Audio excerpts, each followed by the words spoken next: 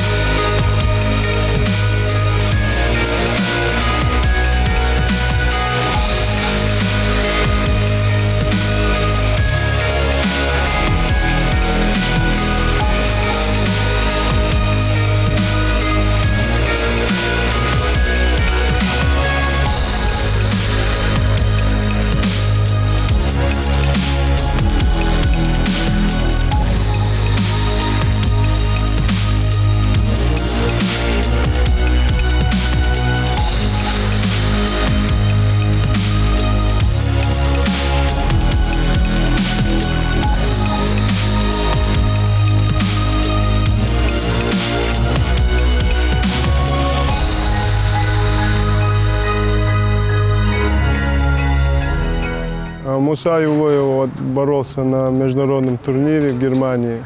Он там доказал, подтвердил свой статус. И сейчас в ближайшее время он должен бороться на чемпионате мира. Этот мир именно на лицензию. Есть шансы уже бороться на Олимпийские игры. Один из самых талантливых и перспективных борцов России греко-римского стиля Ислам Апиев продолжает одерживать победы на рейтинговых турнирах. Совсем скоро нашему спортсмену предстоит выступить на первенстве мира до 24 лет в составе сборной страны.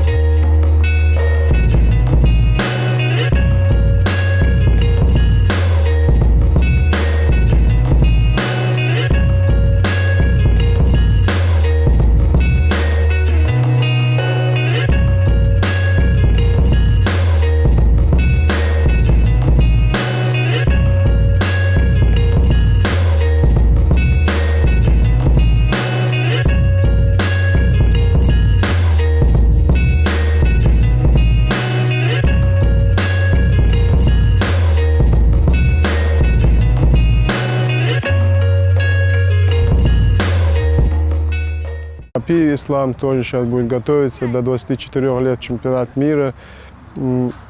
Тоже в октябре, думаем, они сейчас прошли сбор в Адлере.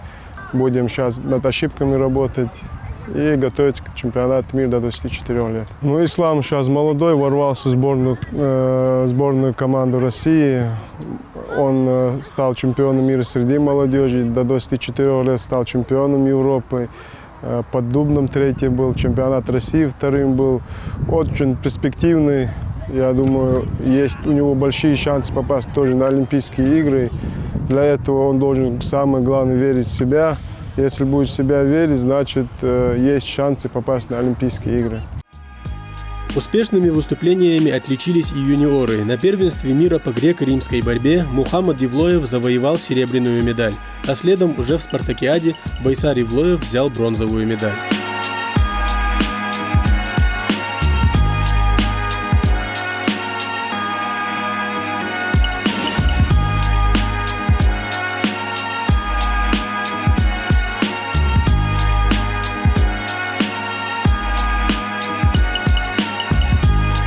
Байсар, расскажи про последние свои соревнования, в которых ты участвовал, как ты там выступил, насколько сложны были соревнования? Последнее соревнование я стал третьим. Перед соревнованием этим мы проходили сборы в Подмосковье, в Чехове 2 недели.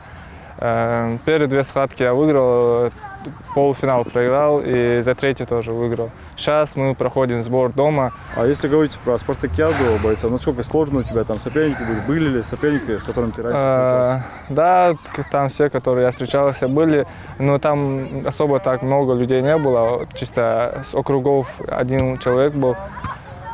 2-1 я проиграл, немножко не хватило, вот подтягиваем.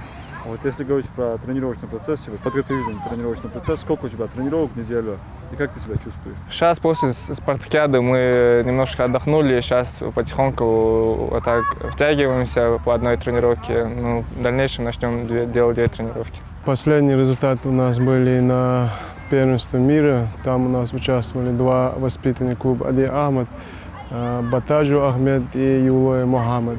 К сожалению, Батаджу в тройку у нас не попал. Юлой Мухаммад стал вторым. Ну, Мухаммад, конечно, боролся, бился. К сожалению, 2-2. По качеству Мухаммад уступил сопернику с Азербайджана. Мухаммад буквально за месяца два назад у этого же соперника выиграл со счетом 6-0 в Европе в финале. Но оставалось день до мира, там они поменяли правила, не успели, как сказать, подойти к этим правилам. Наш коронное действие у Мухаммада накат был, они убрали партер, и, к сожалению, вот со счетом 2-2 допустил ошибку, и из-за этой ошибки он проиграл. По окончанию турниров, как правило, борцы берут небольшую передышку, чтобы восстановить мышцы и набрать оптимальную для тренировок форму. После этого сразу возобновляют занятия. В начале подготовительного процесса спортсмены проводят легкие втягивающие тренировки на открытом воздухе.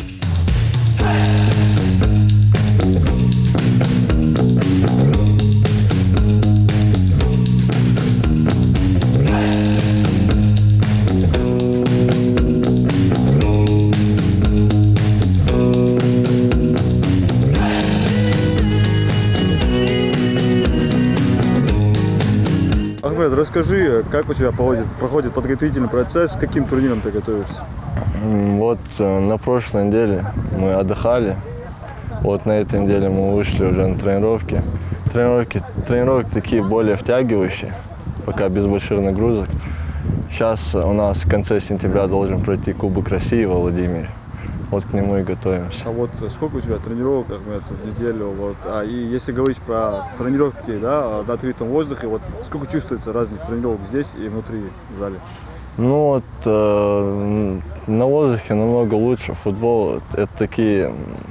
После тяжелых тренировок мы обычно в середине и в конце недели проводим на улице тренировки. Такие больше отходящие от ковра. Ну, всегда интересно с командой поиграть в футбол, побыть на стадионе. И, Ахмед, вот на сегодняшний день в какой форме ты находишься, как ты себя чувствуешь? Надеюсь, нет у тебя травм. И какой результат ты хочешь показать на турнире? Да, травм у меня нету. В хорошей форме сейчас втягиваемся. Форма у меня хорошая. Конечно же, хочу выступить, первое место занять на Кубке России. Это отбор на Кубок мира в Иране. Травмированных, конечно, у нас пока нет. Есть, конечно, вот в конце года у нас уставшие, загруженные ребята. Мы сейчас должны для них дать отдых восстановительный. Вот мы делаем игры на свежем воздухе. Потихонечку надо восстановить силы. И сейчас в ближайшее время мы начнем уже очень сильную подготовку. И в ближайшие месяц-два уже есть турниры, Владимир, там уже отборочные турниры на молодежные, юношеские. После разминки спортсмены делятся на несколько команд и приступают к основной части тренировочного процесса. Здесь борцам необходимо показать всю свою ловкость, мышление и физическую подготовку. А лучший способ проявить все эти навыки одновременно – игра в футбол.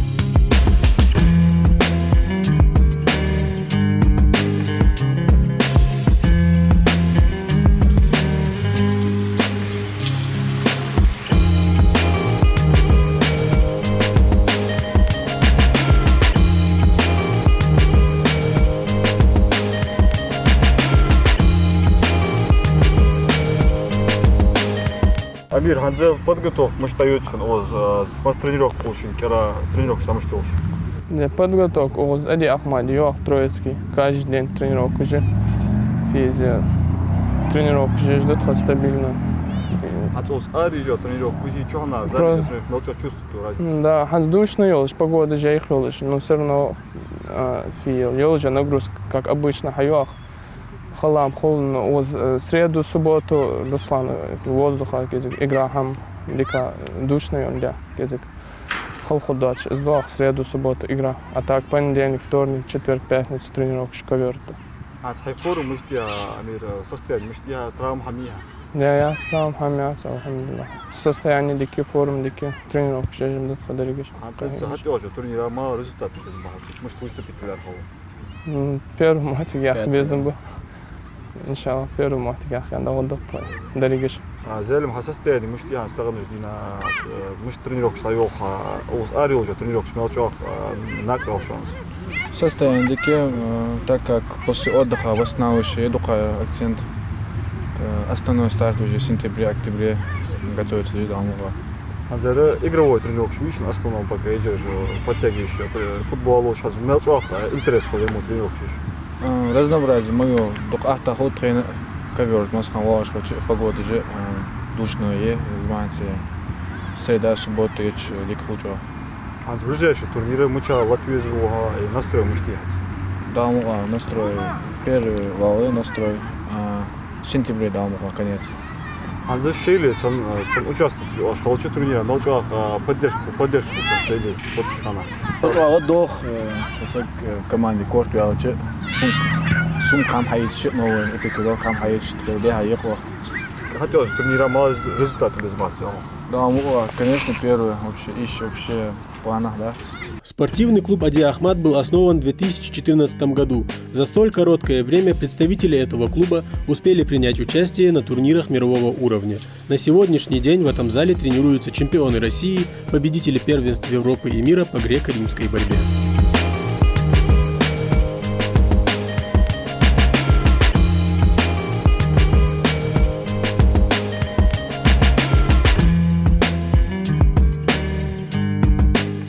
Открылся вот этот клуб Ади Ахмад, у нас уже появился трехкратный победитель Европы, двукратный призер мира, призер Олимпийских игр, чемпион мира среди молодежи, чемпион Европы до 24 лет, призер Европы, около 15 чемпионов России среди юношей и молодежи.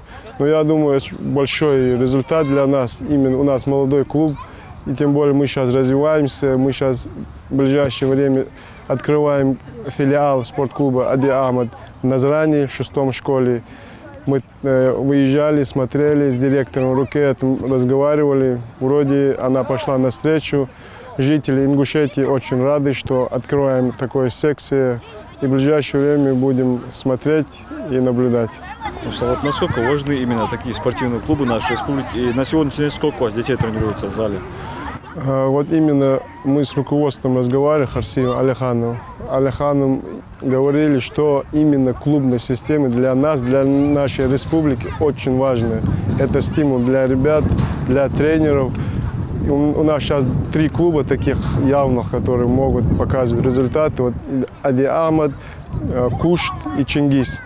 Когда есть такие конкуренции, и уже есть цель у тренеров работать, чтобы их клубы были сильнее.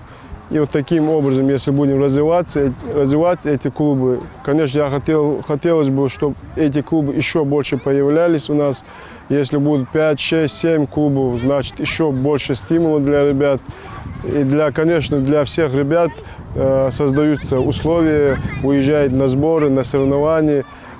А именно для спортсменов что является, что перспектива? Именно сборы, соревнования, выезды, это нужно обязательно. Если этого не будет, развиваться наши ребята не будут.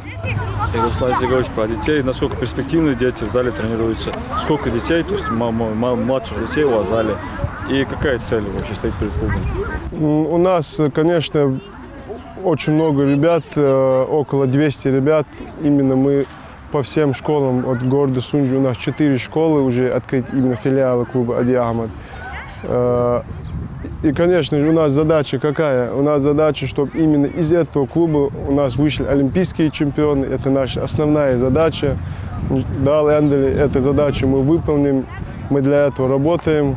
Если работать будем, я думаю, результаты не за горами. Спортивный клуб Ади Ахмат именно в этом зале как нигде ощущается соревновательный дух. Чтобы подойти к новому вызову в своей спортивной карьере в лучшей форме, борцам необходимо выкладываться на каждой тренировке и, конечно же, слушать своего наставника. Состояние очень хорошее. И дисциплинированный вообще.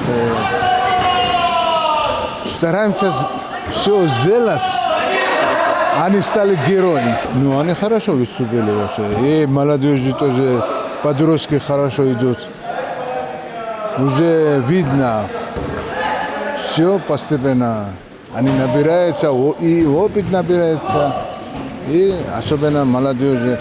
Хочу Ислама, Апиева, Зелим вообще.